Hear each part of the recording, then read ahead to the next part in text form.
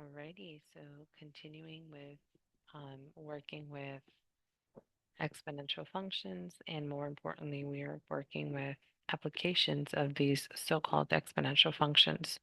So the first part is we already defined the simple interest, the compound interest, and the continuous.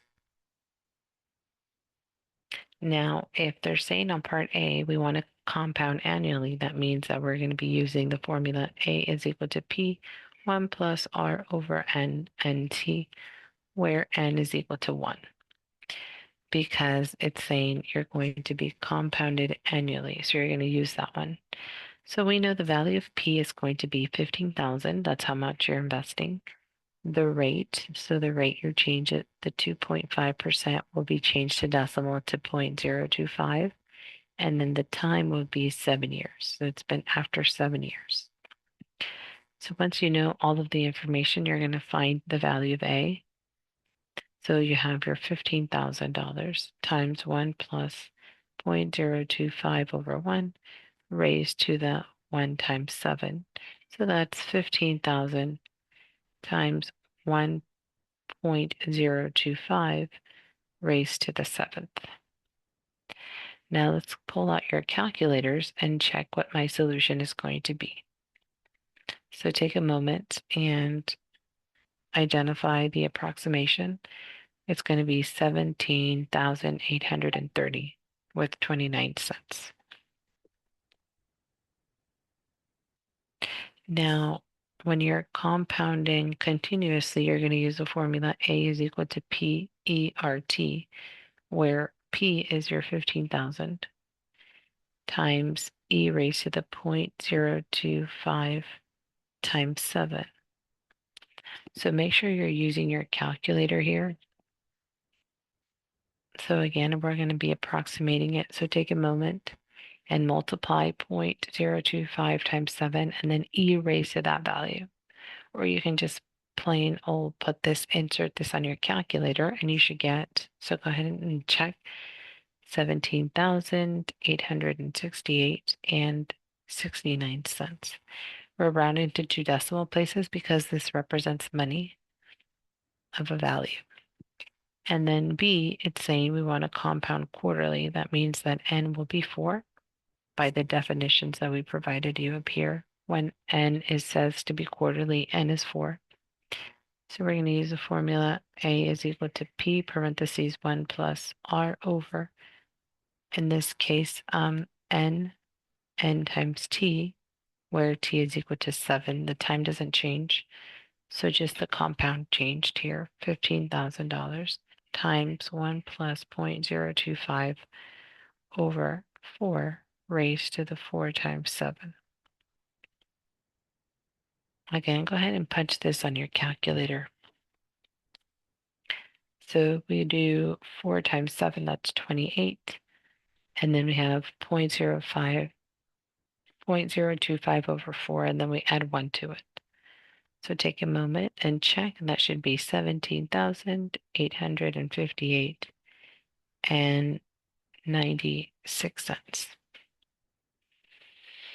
So the better deal would be the compound continuously, right? Because it keeps compounding.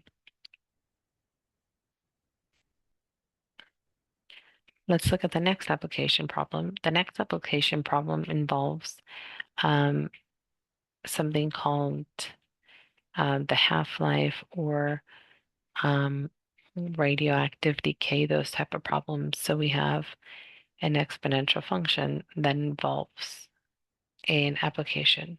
So let's go ahead and read the question. It says weapon grade plutonium is composed of approximately 93% plutonium.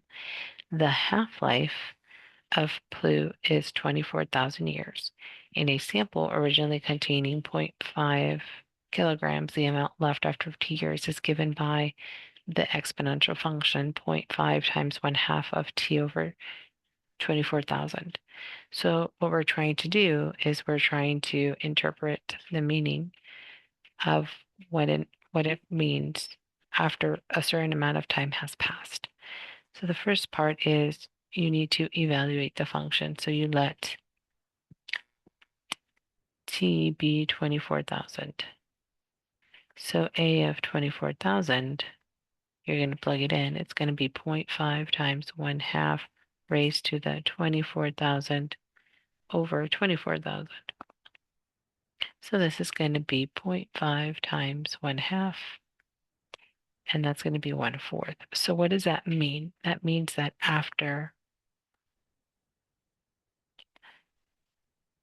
a certain amount of time, so after 24,000 years, 1/2 life, 1/4 of a kilogram remains. So that's 1/2 of the original amount will remain. Now what happens at when t is 72,000 years? So a of 72,000, it's going to be 0.5 times 1/2 raised to the 72,000 over 24,000. But that's going to be 0.5 times 1/2 to the third power. So that's going to be equal to 1 over 16. So that means that after 72,000 years, or 3 half-lives, you will have 1/16 of a kilogram left, or remaining from the plutonium. That's how much you have left over after 72,000 years. Now, the last question for this section says a 2010 estimate for the population of Mexico is 111 million people with a projected growth of, so this is the rate of growth, 0.994% per year. So it's already telling you this is a formula that's being used to estimate a population. So what we're trying to do in the first problems is evaluate. So you're substituting after 4 years, what happens after 75 years? What would be the population in Mexico? So if we find P of 4 is going to be 111 in millions, remember this is in millions because it's 111 million people times 1.00994 raised to the t. So t is 4. Let's go ahead and round this. And this should be 115 million people in the year 2014 because we started this estimate in 2010. 4 years has passed. That would place us in 2014.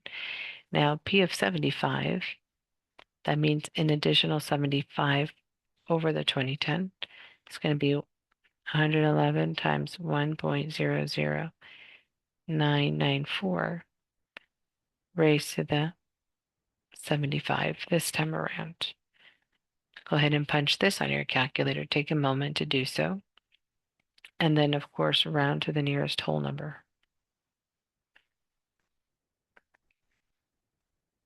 And that would place us at 233 million people in the year of 2085. Why not 75? Well, because we didn't start at 2000. We started at 2010. So 2010 plus 75 is 2085. And with that, we finish section 3.2. Let's go ahead and move on to section 3.3. 3.3 is logarithmic functions. So what we're trying to do is the correlation between the section that we just finished, which was exponentials, and now, which is logarithms, is that they work kind of hand in hand. They're actually inverses of each other.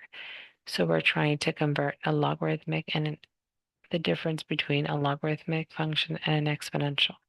So notice that we have b to the y equal x. This is an exponential function, but I can go from an exponential to a log. So it's going to be log base b of x is going to be equal to y. So we always have it in this format. So now, because we have log base b of x is equal to y, my base is the value 4, my exponent is y, and the answer is 16. Same thing here, log base b of x is equal to y. So my base is 5, my exponent is -1, and the answer is 0.2, or 1/5 is equal to 0.2, which is true.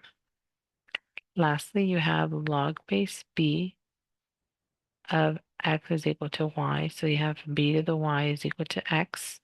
In this case, my base is 8. My exponent is going to be 0, and my solution 1.